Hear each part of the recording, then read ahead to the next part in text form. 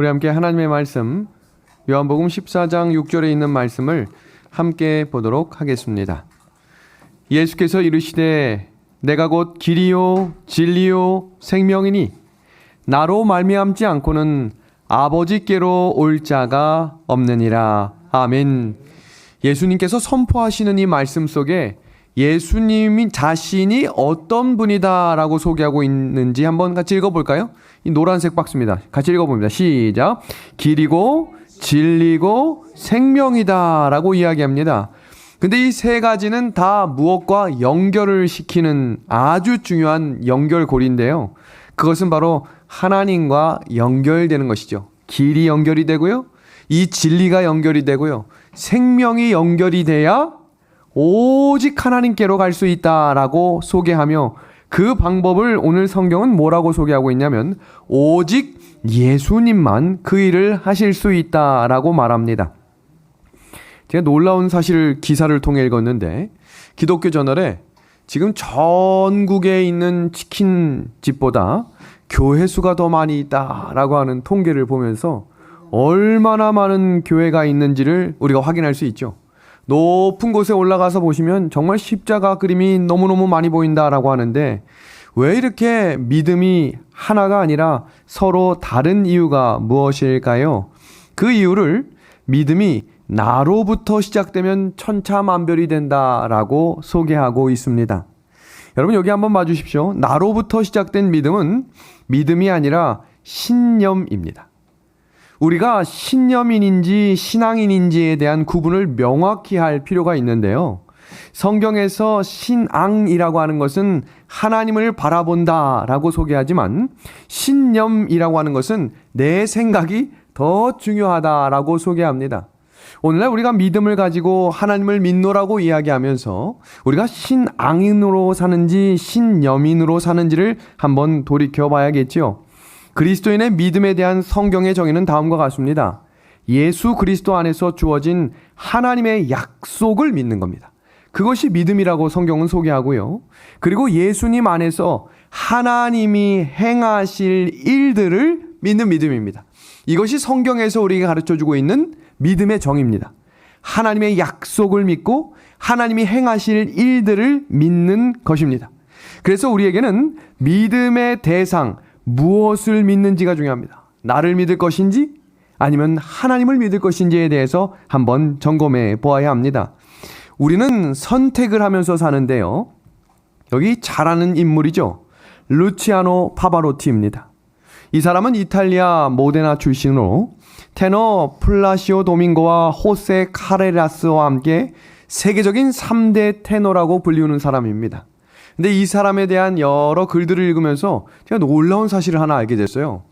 이 사람의 집은 어렸을 때부터 빵가게를 했는데 어릴 때부터 유독 노래를 잘했대요. 아주 어릴 때부터. 근데 빵가게를 하면서 성악을 시킨다는 것은 너무너무 어려운 일이었는데 이 아버지가 이 보통 재능이 아니라는 것을 눈치를 채고 이 아이를 좋은 성악가로 만들어줘야겠다라고 결심을 하고 있는 힘껏 밀어줬는데 그게 잘 뜻대로 안 됐던 것 같아요. 여러분 이 파바로티가 대학교를 교육학과를 나왔다는 사실을 알고 계십니까? 성악가를 나온 사람이 아니라 교육학과를 나왔는데 졸업을 앞두고 갈등이 시작된 거예요. 아버지가 공부한 이 부분을 다 밀어주지 못해 미안해. 너가 이거 할 수 있는 이 절호의 마지막 기회를 절대로 놓치지 않았으면 좋겠다. 근데 대학교 동안 계속 공부한 건 교육학이거든요. 그러니까 내가 이제 이 길로 가야겠는데 긴 밤 고민을 하다가 아버지와 딱 단둘이 앉아 대화를 시작합니다. 아버지, 제가 지금까지 공부한 길은 이 길이니까 제가 이 길로 한번 가보렵니다. 근데 아버지가 아니다. 우리 다시 한번 고민해보자. 그 밤에 어떤 선택이 이루어졌을까? 여러분 그 밤의 그 결정 하나 때문에 우린 세계적인 테너 한 명의 목소리를 듣고 살 수 있게 됐던 겁니다. 우리의 인생 속에 어떤 중요한 선택, 그 선택에 대한 이야기를 이 프랑스 실존주의 철학자 장폴 사르트르는 이렇게 말했어요. 인생은 B와 D 사이의 C다. 이 B가 뭘까요? 탄생이겠죠. birth. 그 다음에 D는 뭘까요? death. 죽음입니다. 그럼 C가 뭐겠어요? 인생은 태어나면서부터 죽을 때까지 계속해서 뭐를 하는 인생이라는 거예요? 선택이겠죠. 아, 오늘 좀 피곤한데 공부 좀 쉬어볼까? 아, 오늘 신앙하는 데 있어서 오늘 성경을 좀 다음에 볼까? 선택입니다. 이 선택에 있어서 사람은 살면서 세 가지 아주 중요한 선택을 한다고 하는데요. 그 첫 번째 선택이 바로 직업이랍니다. 왜 그런가? 직업이라고 하는 것은 생계와 생존과 직결되고 자아 성취를 위한 선택이기 때문에 그 어떤 선택보다 아주 중요하게 선택한다고 합니다. 그리고 두 번째 선택은 배우자 선택이죠. 배우자 선택은 생각해보면 살아왔던 인생보다 약 2배 이상, 어쩌면 더 긴 인생을 함께 사는 동역자, 동료자, 그 다음 친구 같은 이 중요한 선택에 있어서 일생의 행복과 나의 자녀의 행복까지 결정짓는 중요한 선택이라서 우리 한국에선 그것을 뭐라고 표현합니까? 일륜지 대사다라고 표현합니다. 그리고 세 번째 선택은 바로 인생관의 선택입니다. 나의 삶의 방향을 어떻게 정할지, 그리고 나의 인생의 가치관을 어떻게 정할지에 대한 선택을 인생에 있어서 세 가지 중요한 선택이라고 하는데요. 여러분, 이 세 가지 선택 중에 목숨을 걸고 하는 선택은 하나밖에 없습니다. 내가 배우자를 위해서 목숨을 건다. 뭐 그런 경우도 있겠지만 극히 드물겠고, 직업을 선택하는 데 있어서도 목숨을 건다. 그런 것도 조금 어려운 상황이 아닌 이상 그런 일은 거의 없겠죠. 그런데 삶의 방향을 전하고 특별히 종교를 위해 목숨을 거는 이들은 지금 역사 속의 세계 현장 곳곳마다 끊임없이 있습니다. 왜 자기 목숨까지 걸어가면서 종교에 대한 선택에 최선의 선택을 하기 위해 사람들은 걸어가고 있을까요? 여러분, 오늘날 시대를 포스트 모더니즘이라고 불리우며 상대주의라고 부릅니다. 그것을 나아가 다원주의라고 부르는데요.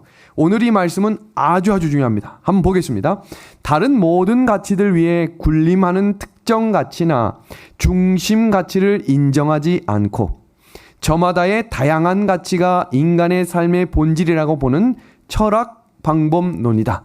여러분, 이게 이해를 잘 하셔야 될 것이 이 부분 때문에 지금 성차별 금지법이라든지 그 다음에 여권 신장 운동이라든지 페미니즘이라든지 여러 가지 문제들을 우리가 문제라고 말할 수 없게 만드는 이유 중에 하나가 서로가 다 틀린 것이 없고 서로를 보완해주며 인정해줘야 한다. 여기서 중요한 말이고 아주 좋은 말인 것 같지만 아주 결정적일 때에 신앙에 있어서도 이와 같은 것들이 물밀듯이 교회 안에 들어왔기 때문에 이제 문제가 되기 시작합니다. 여러분, 이게 신앙적 종교다원주의가 어떤 식으로 우리에게 다가오는가 한번 볼까요? 이 설악산인데요. 설악산의 등반에 정상까지 올라가는 길이 총 몇 개일까요? 확실한 것은 하나가 아니라는 겁니다. 저는 어렸을 때 불암산을 매주 올라가면서 항상 한 길만 있는 줄 알았거든요. 근데 커서 보니까 암벽으로도 올라가는 길이 있고 저기 상계동으로도 올라가는 길이 있고 다양한 길이 있어요. 제가 왜 이 글을 표현하냐면 많은 이들이 지금 신앙에 대해서 뭐라고 표현하냐면 궁극적인 목적이 같기 때문에 종교는 달라도 올라가는 길이 한 방향이면 우리는 모두 같은 종교다. 이런 것이 다원주의예요. 자, 보십시오. 불교, 기독교, 이슬람의 각 종교의 지도자들이 석가모니, 공자, 소크라테스거든요. 근데 이 사람들을 그들이 뭐라고 지칭하냐면 종교는 달라도 이 사람들이 주고자 하는 것은 하나다. 그렇기 때문에 이들도 그리스도라 부르자. 그래서 지금 종교다원주의는 아주 충격적이게 하나가 되어가고 있습니다. 이런 시대에 살아가면서 우리가 이 부분에 대한 정확한 논리적인 계획을 또 계획적인 이 부분들에 대한 논점을 정리하지 않으면 들어보면 맞는 것 같거든요. 이 사람도 인정해주고 서로가 좋고 좋은 거 배려하고 타협하는 것을 우리가 학교에서 배우는데 신앙도 그렇게 하면 안 되냐. 큰일 날 이야기죠. 그래서 우리가 종교다원주의라고 하는 이것에 왜 문제가 있는지를 잠깐 정리하고 넘어가겠습니다.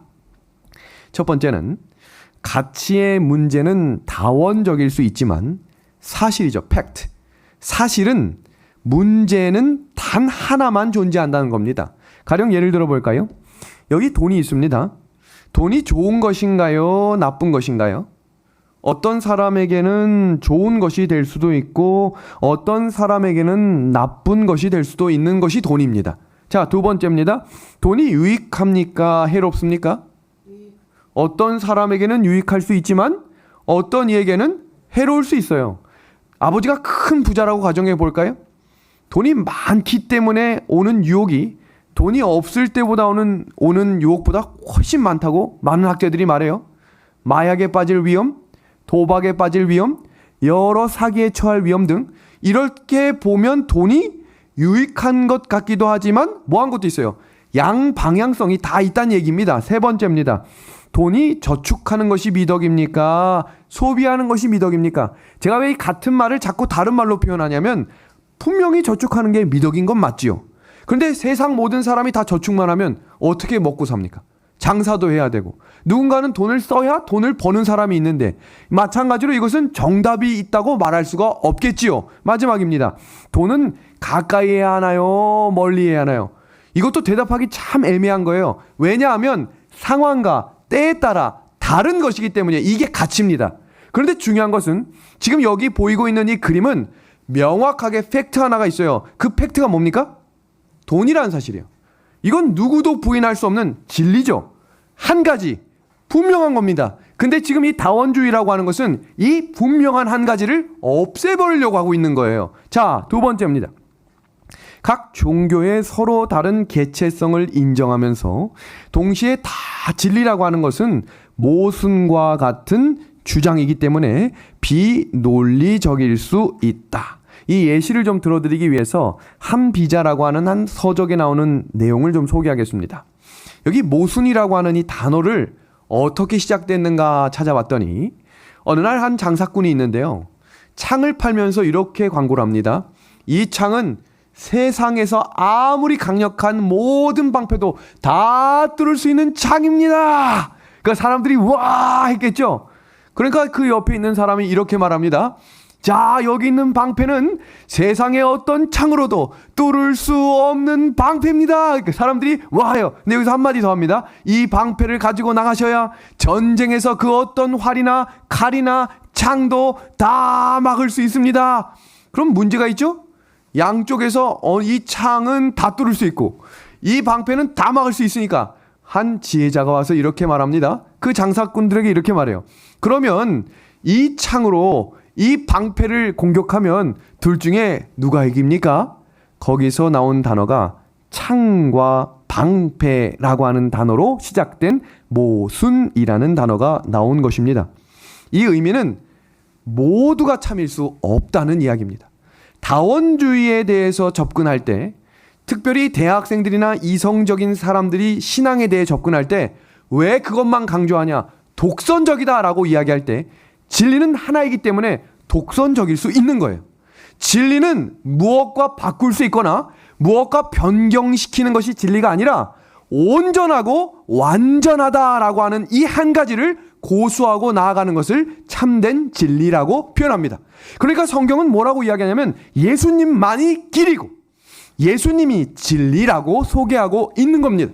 우리가 성경을 배우거나 가르치는 일에 있어서 여러 가지 방향으로 소개할 수 있는 것은 맞지만 진리는 하나이기 때문에 그 진리에 대해서 우리가 기도하는 마음으로 배우고 가르칠 수 있어야 합니다.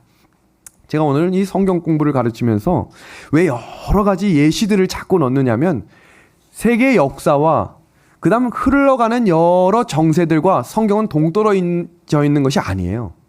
흐름에 여러 가지 환경에 다 동일합니다. 제가 어제 오늘 미국에서 여러 통화를 받았거든요. 지금 미국에 아주 유수한 은행들이 문을 닫기 시작했어요. 파산이 일어난 거예요. 그런데 그분들이 왜 놀라지 않는가? 성경에 있는 예언이 그대로 하나하나씩 이루어져 가고 있는 것을 확신하기 때문이며 이제 그 미국에서 그 국방에서 어떻게 일들을 처리할까? 그 은행에 무너지는 것이 연쇄도산이 될 것을 알고 있기 때문에 어떻게 해서든지 그걸 보상해 주자. 지금 그렇게 일을 진행하고 있지만 결국 성경의 진리는 하나입니다. 세상의 경제는 무너지는 거거든요. 그 진리를 타협하고 아니야. 이렇게 해도 다 넘어갈 거야. 아니요. 세상은 그렇게 흘러가는 성경의 진리가 아니라는 사실을 우린 기억해야겠지요. 여기 한번 봅니다. 미국의 남북 전쟁의 영웅 루 월레스 장군이 있었습니다. 그와 함께 지냈던 로버스 잉거솔이라고 하는 아주 절친한 친구가 있었습니다.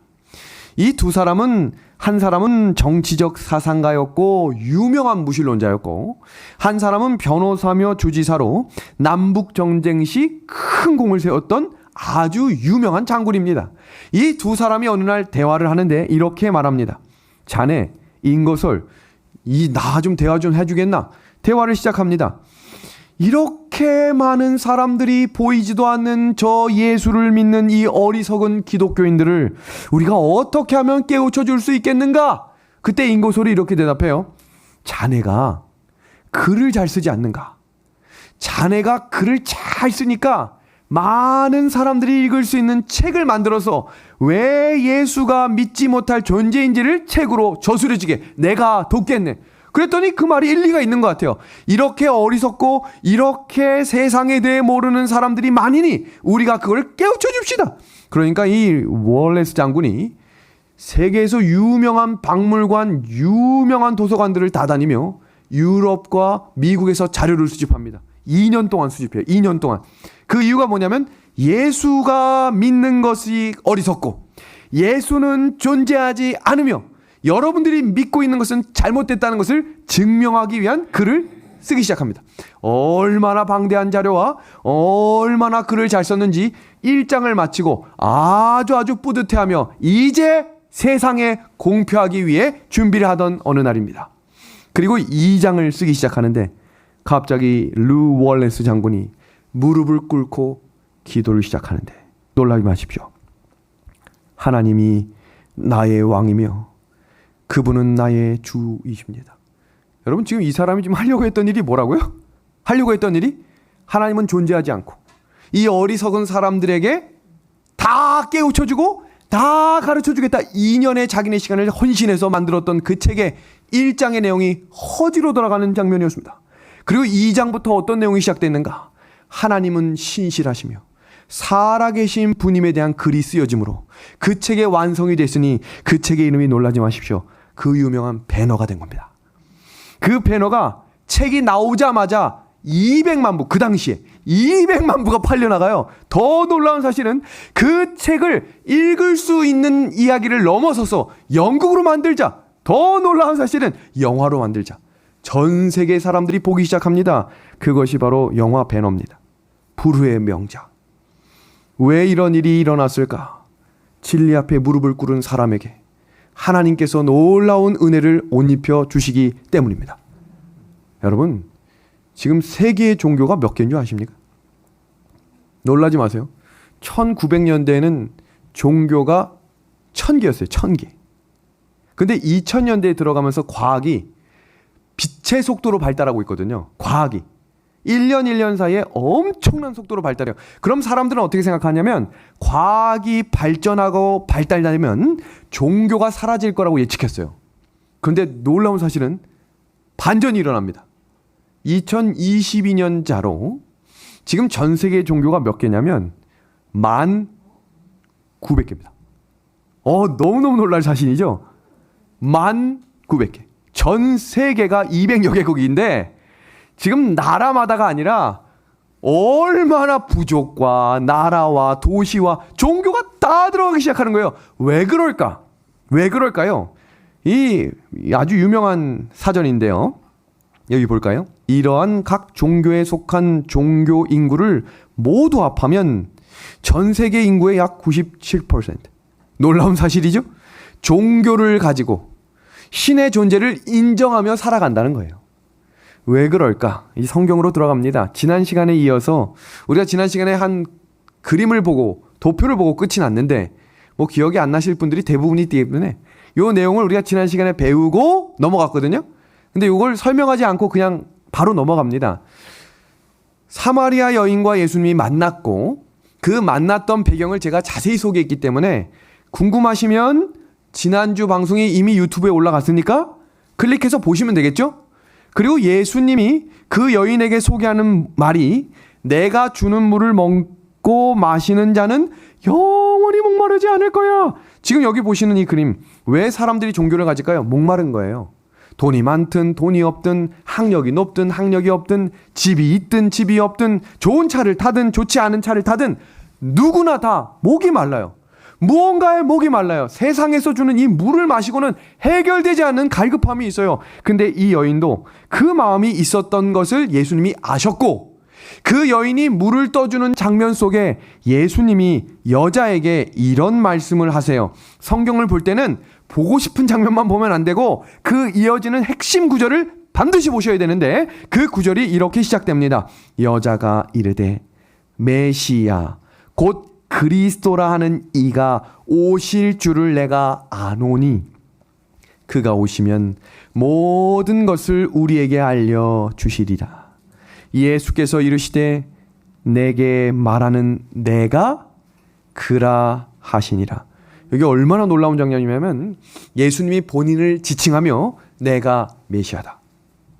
오늘날 많은 거짓 교사들, 거짓 사람들이 내가 메시아다라고 말하지만 성경에 기록된 참된 예수님이 본인을 지칭하며 메시아다라고 말합니다. 여러분 혹시 기독이란 단어, 그 의미를 공부해 보신 적이 있습니까? 왜 기독교라고 하는지 혹시 아세요? 오늘 그 의미를 성경적으로 하나씩 살펴봅니다. 기독이라는 단어는 히브리어의 메시아라는 단어에서 나온 단어고요. 이 메시아라는 단어가 한문으로 사용되면, 여기 놀라운 사실은 기리사독이라고 한문으로 표현이 돼요. 기리사독. 처음 들으시죠? 자, 이것이 헬라어로 번역될 때 우리에게 익숙한 그리스도가 돼요.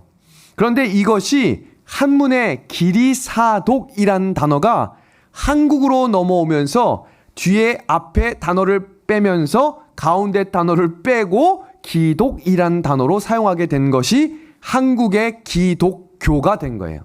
그러니까 이 기독이라고 하는 단어가 헬라어의 그리스도, 히브리어의 메시아가 지칭하는 단어가 포함되어 있는 단어로 기독교라고 부르게 된 겁니다. 그럼 우리 교회가 속해 있는 이 기독교라고 하는 이 단어의 의미가 뭐냐는 거예요. 그 단어는 바로 기름 부음을 받은 자라고 하는 뜻입니다. 그러면 성경에서 기름 부음을 받았다라고 하는 장면이 언제 사용되고 있는지를 체크하셔야 우리가 기독교에 소속되며 기름 부음 받은 자를 믿는 종교임에 확신을 갖게 됩니다. 그럼 성경을 볼까요? 기름 부음은 성경에 3가지 용례로 나오는데 아무 때나 기름을 붓지 않고요. 중요한 임명을 하거나 중요한 직무를 부여할 때 붓는 것이 기름 부음입니다. 첫 번째 기름 부음은 제사장이 임명될 때 기름 부음을 받았습니다. 봅니다. 기름 부음을 받은 제사장은 그 수송아지의 피를 가지고 회막에 들어갔다. 기름 부음을 받은 자만이 중보자 역할을 할 수 있었습니다. 두 번째는 우리 다윗에게 부어졌던 그 기름, 그것은 왕으로 채택되고 한 나라의 지도자로 세움받는 일에 하나님께서는 기름 부음을 주셨어요. 마지막 3번째 용례는 예수님께서 이 땅에 오셨을 때 주의 성령이 내게 임하셨다라고 이야기하시며 비둘기 같은 성령이 내려오는 장면을 표현하면서 뭐라고 표현하고 있냐면 내게 뭘 부어주셨다라고 표현합니까? 기름을 부어주셨다라고 말합니다. 그러면 자, 다시 돌아옵니다. 기름 부음을 받았다. 그럼 뭐란 얘기예요? 메시아란 얘기죠. 기름 부음을 받았다. 누굽니까? 그리스도란 얘기죠. 기름 부음을 받았다. 뭡니까? 기리사독, 기독교의 우리가 믿는 분이다라는 겁니다. 그래서 예수라고 하는 의미는요. 자, 우리가 처음 공부한다고 생각하시고 아주 자세히 하나씩 공부해 놓으시면 이것이 우리에게 아주 중요한 부분의 진리의 뼈대와 뿌리가 될 겁니다. 자, 봅니다. 예수라는 단어는 히브리 말로 예호수아라고 해요. 이게 정확한 단어예요. 여호수아는 그 단어가 발음적으로 여호수아가 됐지 히브리 원어 단어는 예호수아라고 읽혀져야 합니다. 근데 이것이 헬라어로 이에수스라고 됐고, 이게 구약 시대에 사용됐던 예호수아가 바벨론 포로 이후에 돌아와서는 당시 사람들이 아람어를 썼거든요. 그러니까 아람어로 어떻게 됐냐면 예수와, 그러니까 이 발음이 어떻게 들리세요? 예수가 된 거예요. 그러니까 처음부터 예수가 아니라 이 예수라고 하는 이름이 발음적으로 의미적으로 사용된 용례는 같지만 확인적으로 확실한 단어로 정착되게 된 배경이 무엇인가? 그것은 의미가 하나예요. 어떤 의미인가? 여호와는 구원이시다. 이 여호와는 구원이다라는 이 말은 성경에서 하나님께서 가브리엘 천사를 통해 전달시켜 주신 분명한 성경적 이름입니다. 지금 보시는 이 그림은 가브리엘 천사가 요셉이 자고 있을 때 환상 중에 나타나서 자기의 약혼자가 남자를 아직 모르는 여자인데 마리아가 한 아이를 잉태할 것이다. 근데 그 아이의 이름이 뭐라고 표현하고 있죠?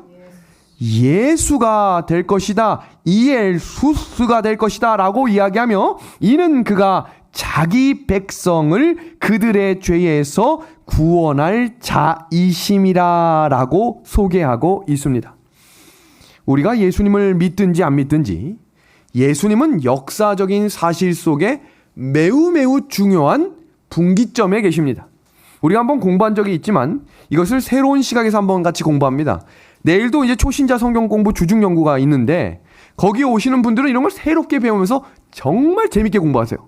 근데 이 내용들이요, 사실 이제 녹화도 되고 이제 전달이 되겠지만 궁금해 하시는 분들도 많고 이 내용에 대해서 정확히 공부할 수 있는 여러 가지 방법들이 없기 때문에 우리가 먼저 이 내용들에 대해서 잘 배워놓으시면 요 인생에서 제일 중요한 선택을 누구한테 보내주고 그 다음 강의를 누구한테 보내줘야 될지 하나하나씩 공부하시면 우리가 함께 공부하는 것처럼 공부에 대해 열심히 깨달을 수 있는 진리의 탐구가 될 것입니다. 자, 봅니다. 예수님의 탄생 자체가 주전과 주후로 나뉘어져서 그리스도 이전의 시대를 서기 전이라고 부르며 Before Christ라고 부르고 예수님 탄생 이후 2023년에 오는 그 분기점의 시작이 예수님이 탄생하신 그 이후부터 주의 해의 서기 후라고 이야기하고 있습니다. 여러분, 이거 왜 중요한가? 여러분, 위키백과 사전에 그 내용에 대해서 분명하고 정확하게 이렇게 소개하고 있어요. 자, 봅니다. 서력기원, 이 정확히 그렇게 표현되어 있어요. 아노 도미니. 또는 서기는 그리스도교의 창시자 예수가 탄생했다고 추정하는 해를 기원으로 하는 기년법을 말한다. 서구 문명의 영향력이 전 세계로 퍼지면서 현생 인류가 가장 보편적으로 사용하는 연호가 되었다. 이게 구글 검색하면 그대로 나오는 문장을 제가 가져온 겁니다. 그러니까 우리가 인정하든지 인정하지 않든지 예수님의 탄생으로 세상이 변화됐고 구분이 된 거예요. 마찬가지로 신앙에서도 예수님을 모르던 사람이 예수님을 알게 되면 그 사람의 인생이 송두리째 바뀌게 될 것을 믿습니다. 명확하죠? 전혀 다른 인생이 돼요. 예수님을 만나게 되면 전에 좋아했던 것들을 싫어하게 되고 전에 싫어했던 것들이 좋아지게 되는 그 분기점이 누굽니까? 예수 그리스도입니다. 그래서 성경에서 우리에게 뭐라고 가르치고 있냐면 내가 진실로 너희에게 이르노니 내 말을 듣고 또 나 보내신 이를 믿는 자는 영생을 얻었고 라고 표현하면서요, 심판에 이르지 아니하나니. 이어지는 문장 다 같이 한번 읽어볼까요? 사망에서 시작. 사망에서 생명으로 옮겼느니라. 아멘입니다. 인생 모두는 행복하고 싶은 존재죠. 지난 시간에 봤던 마지막 그림입니다. 이 행복이라고 하는 단어를 소개하기 위해 제가 그래프를 한번 소개한 적이 있어요. 돈을 많이 벌수록, 가정이 부유해질수록 행복지수가 높아질까? 그 결론은 아니라는 결론을 제가 소개했었습니다. 아닙니다. 어느 한계점, 일상적인 생활을 할 수 있는 정도가 되면 더 큰 부를 얻는다고 행복해지는 것은 아니라는 거예요.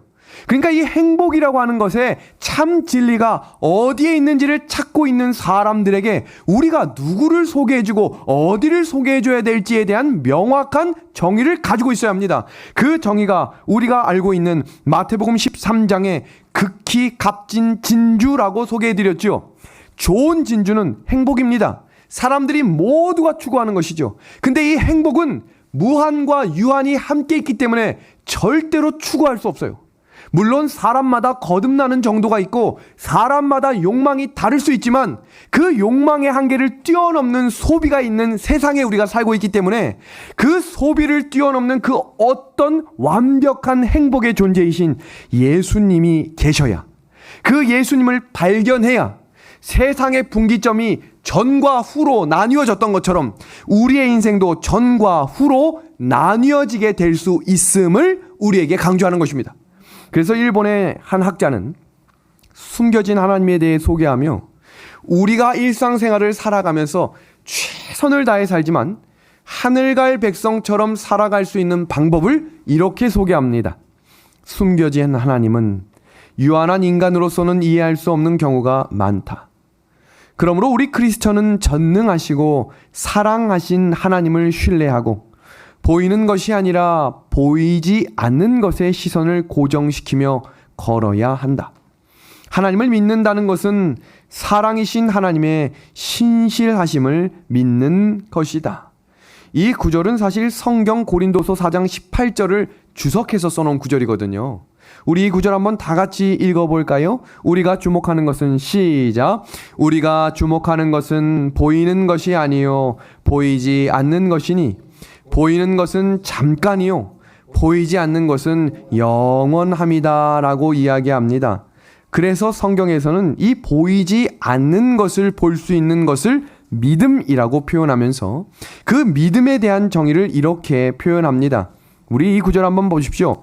믿음은 볼 수 없는 것을 볼 수 있게 해주고 믿음은 할 수 없는 일을 하게 만들어줍니다. 왜 그런가? 그것이 우리가 읽었던 성경 구절의 말씀이죠. 하나님의 약속인 언약의 말씀을 믿고 있기 때문이에요. 언약의 말씀은 앞으로 이루어지지 않았더라도 확실하게 이루어질 것을 믿기 때문에 우리가 걸어가겠습니다 라고 하는 신앙의 고백입니다. 그래서 성경 히브리서 11장 3절에는 믿음이라고 하는 이 단어가 무엇과 동격으로 사용되냐면 하나님의 말씀입니다. 그 하나님의 말씀이라고 하는 이 아마르라고 하는 이 단어가 성경에 무려 몇 번이 나오나 한번 볼까요? 성경에 이 아마르, 하나님이 말씀하셨다, 하나님이 가라사대라고 하는 이 단어가 구약에서만 3,800번이 기록되어 있습니다. 근데 확실한 것은 구약에 기록된 3,800번의 말씀이 하나도 빠짐없이 다 이루어졌다라고 우리에게 가르쳐 주고 계시기 때문입니다. 성경 히브리서 11장 6절 말씀입니다. 믿음이 없이는 하나님을 기쁘시게 하지 못하나니 하나님께 나아가는 자는, 이 붉은색 밑줄 친 부분 같이 읽어볼까요? 반드시, 시작.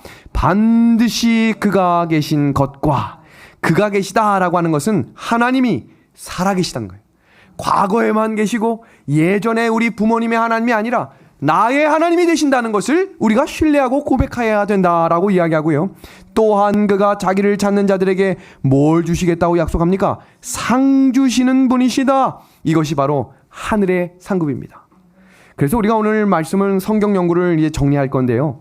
총정리 내용 중에 하나님을 믿는다는 것이 뭔지를 그냥 입으로만 하나님 내가 믿겠습니다, 하나님 내가 사랑합니다, 하나님이 전부입니다 라고 하는 것이 진짜 하나님을 믿는 것인지, 도대체 이 하나님을 믿는다는 것이 성경에서 어떻게 표현되고 있는지를 점검해 봅니다. 이사야 43장 1절과 창세기 1장 1절은 하나님이 창조주이심을 고백하고 믿는 것이 하나님을 온전히 믿는 것이라고 말합니다. 이것이 전 세계 19,900개의 신앙 중에 내가 세상을 창조했다 라고 이야기하는 종교는 하나밖에 없어요. 신앙하는 교회, 기독교입니다. 지금 이 천지 창조의 그림을 보시면서 하나님이 개입하시면 무질서가 질서로 변하게 됩니다. 공허한 세상에 세상의 질서가 잡히는 일들이 시작되는 그 첫 구절이 태초에 하나님이 천지를 창조하셨다라고 말씀하시며 우리의 시간과 우리의 인생을 주관하는 분이시다라고 소개하고 있습니다. 이 구절을 성경에 나타난 이 말씀을 그대로 신뢰할 수 있는 믿음을 하나님께서 우리에게 주시기를 소망합니다. 두 번째는 사도행전 4장 12절에 천하인간의 다른 이름은 주신 적이 없다. 오직 예수님만이 우리의 구원자가 되신다라고 이야기합니다. 아담과 하와가 죄를 지으면서 결정적으로 우리가 지난 시간에 배웠는데 플러그가 뽑힌 것처럼 분리가 된 겁니다. 분리. 그래서 이 분리가 되었다라고 하는 이 사실은 우리가 하나님으로부터 끊어졌다는 얘기입니다. 그럼 이 끊어진 관계가 다시 연결되기 위해서는 누군가가 중보자의 역할을 해주셔야겠지요. 그것을 성경에서는 우리에게 이렇게 권면하고 있습니다.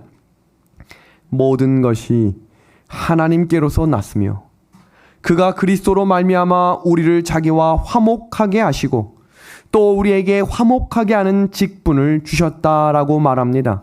하나님은 신이시죠. 신성이 있는 분이에요. 근데 우리는 인성을 가진 사람이기 때문에 하나님과 우리는 절대로 하나가 될 수 없습니다. 그러니까 이 하나님과 우리를 연결할 수 있는 분이 필요한데, 그래서 우리 예수님은 신성과 인성을 가지시고 이 땅에 오신 화목 제물이 되신 겁니다. 그래서 우리가 다음 시간이나 그 다음 시간쯤에는 우리 예수님의 성육신에 대해서도 아주 자세히 한번 공부를 하겠지만 예수님이 어떤 분인지에 대해서 우리가 배우고 알아야 합니다. 그래서 성경 요한복음 17장 3절에 영생은 유일하신 참 하나님을 아는 것이다 라고 표현하고 있는 것입니다. 세 번째는 하나님이 우리를 어떻게 사랑하신다고요? 죽도록입니다. 죽도록. 그래서 실제로 어떻게 하셨어요? 죽으셨죠. 죽도록 사랑하신 것뿐만 아니라 갈라디아서 2장 20절에 내가 이제는 예수님 안에서 죽었기 때문에 이젠 내가 사는 것이 아니고 예수님이 내 안에 산다라고 고백하는 그 고백을 우리가 할 수 있다면 우리가 누구를 믿고 있다는 거예요? 누구를? 하나님을 믿고 있다라고 이야기합니다.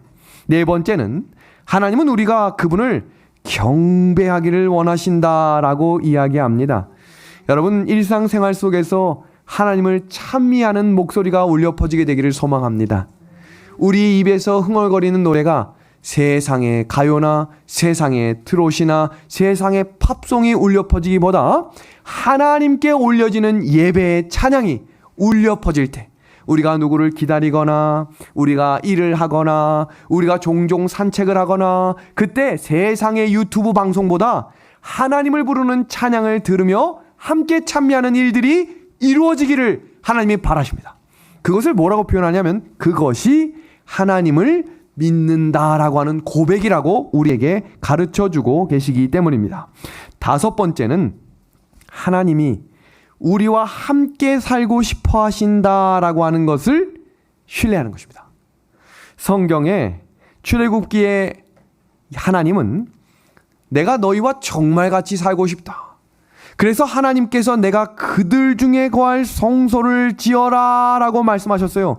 근데 그 예수님이 실제로 그들 중에 거하셨다가 이 땅에 사람의 몸으로 태어나신 그 이름이 임마누엘이며 그 이름의 뜻이 우리와 함께 계시다라고 이야기하며 비둘기 같은 성령을 우리에게 보내주시며 뭐라고 이야기하고 있어요? 하나님의 성령이 이제 어디에 있다고 말해요? 어디에? 너희 안에 있겠다. 지금 이 절차를 보시면 우리 중에 거하시다가 우리와 함께 계시다가 이제 어디로 들어오셨대요? 우리 안에 오시겠다. 그러니까 우리 성경 말씀 속에 하나님이 우리와 정말 함께 살고 싶어 하신다라고 하는 이 약속의 말씀이 우리의 삶 속에서 실현되기를 주님의 이름으로 축복합니다. 여섯 번째입니다. 하나님이 우리를 데리러 오신다는 거예요. 근데 세상에는요, 이 두 가지 경우가 있어요. 사람들이 줄을 서는데 어디에 줄을 많이 서고 있나 한번 보세요. 여기 이 영어 단어를 제가 해석을 했는데 하나는 안심시키는 거짓말과 다른 하나는 불편하게 하는 진실입니다. 근데 지금 세상의 선택과 여러 기준과 사람들의 관심은 어디에 많이 줄을 서는가? 안심시키는 거짓말입니다. 그게 일단은 안정적인 거예요. 여러분 살면서 약간의 스트레스, 생각하지 않았던 여러 가지 당혹스러운 일들이 있을 때마다 불편하더라도 그 진실을 마주할 수 있는 용기와 그 일의 해결자 되시는 예수님을 만나게 되기를 소망합니다. 마지막 때에는 허탄한 이야기를 따르는 사람들이 많겠다고 했어요. 이게 성경의 예언이거든요. 그래서 사람들이 많은 곳으로 가시는 게 아니라 진리, 길, 생명 대신 예수님의 말씀이 우리의 중심이 될 때, 지금 6번째 내용이 뭡니까? 다시 데리러 오겠다는 거죠. 세상은 아니라고 말해요. 거짓이라고 말해요. 불편하다고 이야기합니다. 왜 이렇게 돼야 되느냐? 우린 죽자마자 하늘에 간다. 전혀 이것은 사실이 아니다 라고 말하지만 성경은 우리에게 계시록 22장 마지막 장 절에 우리에게 이렇게 호소합니다. 이것들을 증언하시니가 이르시되 내가 진실로 속히 오리라 하시거늘 아멘. 주 예수여 오시옵소서. 주 예수의 은혜가 모든 자들에게 있을지어다. 아멘. 아멘이죠. 약속된, 우리가 믿는 것은 보이지 않는 하나님, 신실하신 하나님의 약속, 그 이루어졌던 역사의 현장에 하나님이 약속하신 예언의 말씀, 다시 오신다는 것입니다. 여러분, 사람과 함께 지내면서 사람을 알 수 있는 방법은 3가지랍니다. 그 첫 번째는 그 사람과 말을 해야 알아가요. 제가 요즘에 이게 교제하는 범위가 점점 넓어지고 있어서 어떤 교수님들도 만나고 어떤 박사과정 사람들도 만나고 함께 차도 마시고 대화를 해보면 살아온 여정과 인생길이 다 달라서 대화를 하다 보면 이 사람이 어떤 사람이구나. 이 사람이 자꾸 저한테 차를 한잔 하재요. 근데 차를 마셔보면 왜 하자는지에 대한 이유도 알고 알아가게 돼요. 그러니까 뭘 해야 되는 거예요? 뭘 해야 돼요? 대화를 해야 되겠죠. 대화. 그 다음 2번째는 대화를 할 때 내 말만 계속 하잖아요. 그 사람이 2번 다시 대화하자고 신청 안 할 겁니다. 차 한번 마시자고 했다가 얘기하러 갔는데 막 55분 얘기하고 3분 다 할 얘기 있어요? 이렇게 하면 절대로 얘기 안 할 겁니다. 대화를 듣는, 말을 30분 하면 30분 들어도 주셔야 합니다. 3번째, 그 사람과 함께하는 일들이 있어야 돼요. 그렇다면 우리가 하나님을 알 수 있는 방법도 이와 같겠죠. 그 사람과 말한다라고 하는 것은 기도, 말하는 기도와 듣는 기도. 그 다음 2번째는 그 사람의 말을 듣는다라고 하는 것은 성경입니다. 이 2가지를 하지 않고는 하나님을 알 수 있는 방법이 없어요. 그래서 너희가 내가 거룩하니 너희도 거룩하라 라고 말하면서 거룩해지는 원리를 오직 기도와 오직 말씀이라고 말씀하고 있는 겁니다. 그러면 그 사람과 함께 할 수 있는 일이 무엇인가? 그것이 신앙생활을 할 수 있는 교회입니다. 믿음의 하늘 가정 여러분, 이제 오늘 성경 연구를 정리하면서 우리의 믿음에 대한 정리를 총정리하며 마칩니다.